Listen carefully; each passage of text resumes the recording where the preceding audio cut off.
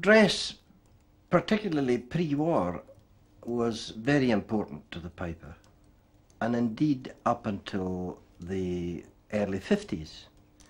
Pipers normally presented themselves in formal dress if they were playing anywhere of importance. It's a custom, or a habit, if you like, which has faded out somewhat over the last few years. But I think it's coming back. But they wore the old Highland accoutrements.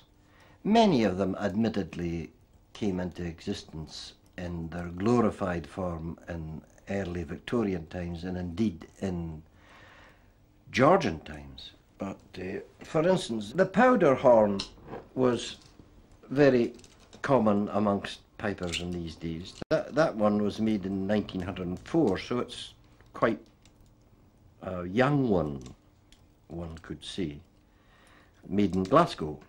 What's a powderhorn for? Well, it was for, in actual fact, putting powder into your pistols. But the pipers of latter day, when they stopped wearing pistols in their belt, they were very, very clever inasmuch as they decided that as it could no longer be used as a powderhorn proper, and a kilt has no hip pocket for carrying a flask with a drop of the stuff that cheers, they turned these things into flasks. And then the famous, or the favourite weapon of the Highlanders straight down through the ages has always been what's known as a dirk.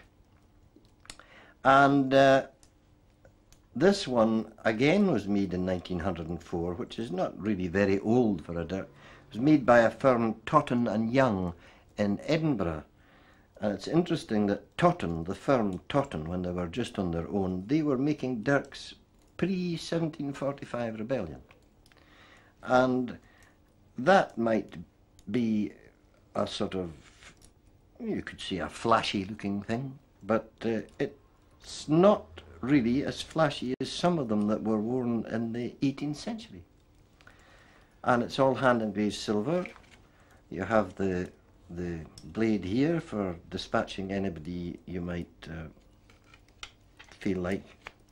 And if you're very civilized, you have a knife and fork, so you can sit and eat with this if you so please.